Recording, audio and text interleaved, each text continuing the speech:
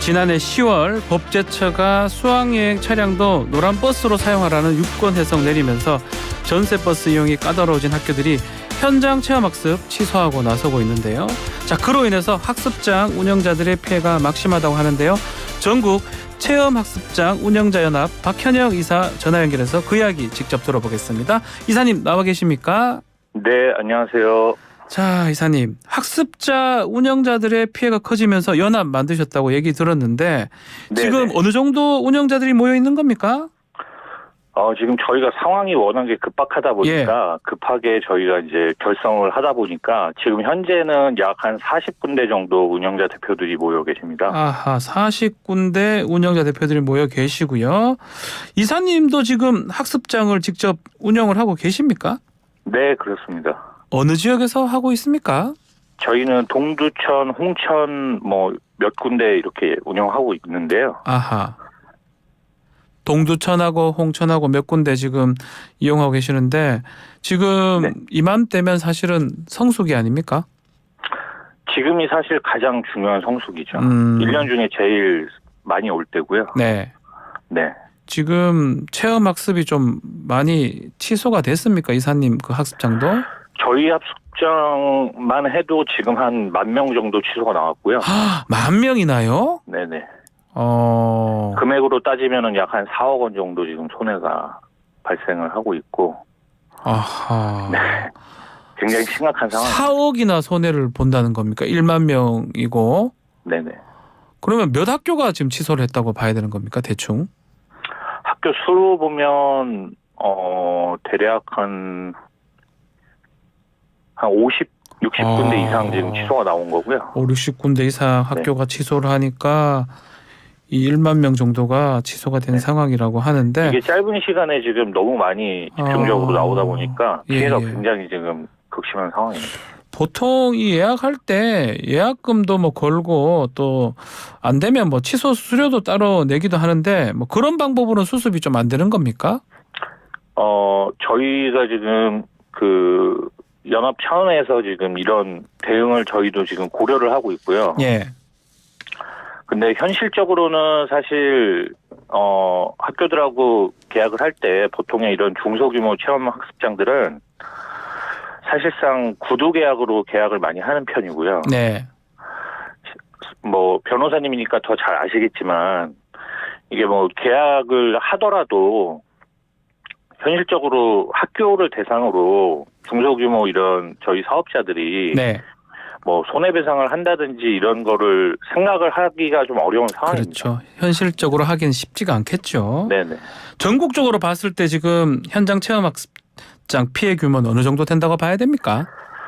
저희가 지금 계속해서 저희 그 연합 차원에서 지금 그 피해 규모를 저희도 추산을 수집하고 있는데 네. 저희가 계산을 대략으로만 해봐도 그 전국에 사실 요 지금 노란버스 이슈에 해당되는 아이들 숫자가 300만 명 정도 됩니다. 300만 명이요? 예. 네네. 사실 인구로 보면은 440만 정도가 넘고요. 300만도 저희가 사실 계산을 하다 보니까 이제 좀 적게 잡은 건데 예. 사실 그렇게만 계산을 하더라도 연간 한 6천억 정도의 손실이 나는 상황이 되고요. 예컨대 300만 명이 한 번 갈 때마다 한 뭐 두당 10만 원 정도라고 하면 6천억 정도 손해가 된다 이 말이네요. 네네, 맞습니다. 왔다 갔다 두 번 하니까. 네. 그리고 거기에 지금 저희한테 소속되어 있는 네.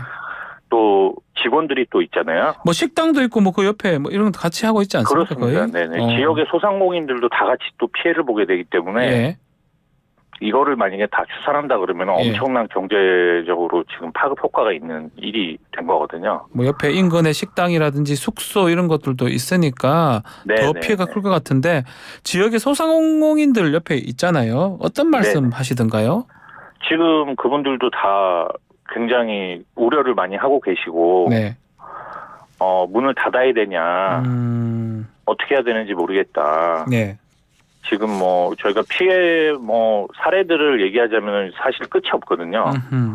뭐 고구마 학습장 운영하시려고 고구마 밭에서 그 한 3,000평 되는 거를 사놓으셨다가 그런 분들 있겠죠. 예. 네, 지금 다 문을 닫아야 된다고 울고 계신 분도 계시고 네, 굉장히 피해가 심각한 상황입니다. 손실을 따진다면 1조 원도 넘을 수 있다 이렇게 얘기도 네네네. 하던데요. 자, 노란 버스 사태 이슈의 초점이 대부분 버스 회사에 초점이 맞춰져 있는데 이게 버스 회사들과는 또 어떤 연관이 있는 거죠? 그러니까 이게 노란 버스를 타야 된다 이런 유권 해석이 나와서 예. 전세 버스 이용을 못하게 되다 보니까 이제 버스 회사의 피해가 크다 이런 쪽으로 이제 포커스가 많이 됐는데 사실 현실적으로는 가장 큰 피해가 발생하는 거는 사실 이쪽이거든요. 체험 학습장이 그러니까 더 피해 크다. 예. 그렇죠. 체험 학습장 중에서도 초등학생들을 대상으로 하는 이제 중소규모 학습장들이 피해가 큰 겁니다. 근데 사실 거기에 저희가 지금 보고 있는 피해에 대해서는 대부분 외면하고 계시거든요. 아, 그렇습니까? 버스 회사만 초점을 맞춘다 이 말씀이네요. 네. 교육부에서는 이제 현장 혼란 막기 위해서 일단 일반 버스로 체험 학습해도 단속하지 않겠다 이런 입장이 나왔는데 왜 이렇게 예약을 취소하는 겁니까? 그러면? 사실 대응이 예. 굉장히 미온적이고 좀 늦었다고 볼 수가 있고요. 네. 이게 법제처에서는 유권 해석을 그렇게 노란의 버스를 타야 된다라고 내려놓다 보니까 네.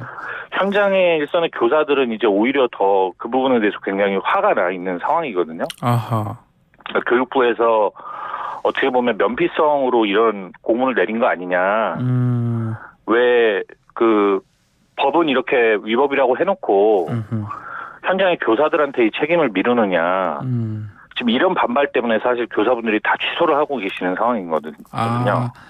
교사들이 좀 화가 나서 취소한다. 이게 최근에 교권 보호 이슈하고 좀 맞물려 있나요? 네, 사실 교권 추락 이슈가 있는 거는 아시잖아요. 예. 그러니까 워낙에 그런 일들이 또 있다 보니까 교사분들도 지금 사실 굉장히 민감한 상황이세요. 이런 상황에서 수학여행 언뜻 나선다는 것도 그렇고요. 네네. 체험학습 갔다가 괜히 본인이 위법을 한 걸로 돼서 또 뭔가 책임을 지면 안 되니까요. 예. 네. 그래서 취소가 계속 나오고 있는 겁니다, 지금.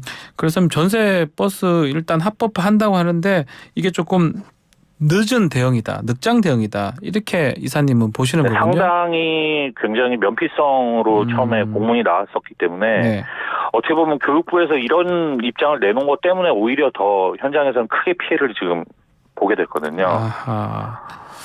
자, 그럼 궁극적으로 지금 이 문제의 책임 소재는 어디에 있다고 봐야 됩니까? 저는 일단은 저희 입장은 현실적으로 현실을 전혀 고려하지 않고 유권 해석을 내린 법제처가 1차적인 책임이 있다고 보고 있고 그리고 교육부에서 이렇게 소극적인 면피 행정으로 인해 가지고 이런 엄청난 취소 사태를 일으킨 교육부가 이 문제에 대해서 또 대책을 빨리 해줘야 되지 않느냐 하는 것이 저희 입장입니다. 법제처와 교육부가 뭔가 조금 더 잘 대처를 했었으면 문제가 없을 것인데 지금 그거에 좀 아쉽다 이 말씀인데 그러면 그리고 저희 입장에서 볼 때는 사실 같은 국가 기관이지 않습니까? 그렇죠. 같은 기관이죠. 그런데 법제처에서는 유권 해석을 노란 버스 타면 안 된다고 내려놓고 교육부에서는 한편에서 단속 안 할 테니까 그냥 전세 버스 타라 이렇게 행정을 한다는 것이 뭐가 안 맞다 이 말씀이신가요? 그렇습니다. 네. 그럼 현장에서는 어떤 대책이 가장 효율적이고 어떤 대책을 가장 바라는 겁니까? 저희 입장에서는 지금 사실은 이제는 솔직히 말씀드리면 이 피해가 사실 복구가 안 될 상황입니다. 거의 지금 예약분의 거의 90% 이상이 다 취소가 됐고 남아있는 예약을 로 어떻게 해본다고 해도 이건 피해가 복구가 안 되는 상황이거든요. 그래서 사실 저희한테 현실적인 피해 복구를 하실 수 있는 방안을 좀 주셨으면 좋겠고 두 번째는 사실 이 체험학습 시장이 이렇게 되면 이번에 어떻게 보면 이 체험학습 시장이 완전히 죽을 수도 있는 일이 돼버렸거든요. 그 정도로 지금 피해가 크기 때문에 사실 근데 학생들한테 체험학습이라는 게 반드시 필요한 거지 않습니까? 그렇죠. 그래서 교육부 차원에서 이 체험학습에 대해서 그 체험학습의 필요성이라든지 이 체험학습을 정기적으로 가야 되는 부분에 대해서 교육부에서 이번에 좀 대책을 내주셨으면 하는 그런 바람이 있습니다. 피해 회복도 피해 회복이지만 교육부에서 뭐 정확한 좀 대책, 정확한 지침이 좀 필요하다 이 말씀이네요. 네, 맞습니다. 앞으로는 또 어떻게 할지 이게 단순히 단속만 한다고 될 일이 아니다 이 말씀인가요? 네, 맞습니다. 자, 그러면 지금 피해도 많고 하는데 피해 회복이 지금 말씀대로 하면 좀 불가능하다 이 말입니까? 조금 현장에서 지금 재추진한다는 학교도 있기 때문에 좀 피해 회복도 될 수 있다 이런 얘기도 있는 것 같은데요. 재추진하는다고 저희한테도 뭐 그리고 저희가 지금 같은 그 운영자분들 이렇게 조사를 해보면 예. 다시 하겠다고 연락 오는 경우는 10% 정도고요. 아, 적네요. 네네. 현실적으로는 뭐 다 취소됐다고 저희는 지금 보고 있습니다. 자, 그러면 이 연합 차원에서 향후 어떻게 대응하실 계획입니까? 저희는 지금 이제는 거의 생존의 문제에 임박해 있기 때문에 예. 저희도 사실은 지금 이 부분에 대해서 손해배상을 이제 그 청구하는 방향으로 지금 생각을 하고 있고요. 예.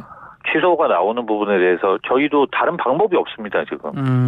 저희가 어떻게 할 방법이 없기 때문에 손해배상이 됐든 어떤 그 취소를 앞으로 그리고 하겠다고 하는 학교들 부분에 대해서 또 이번 기회에 체험학습장들도 네.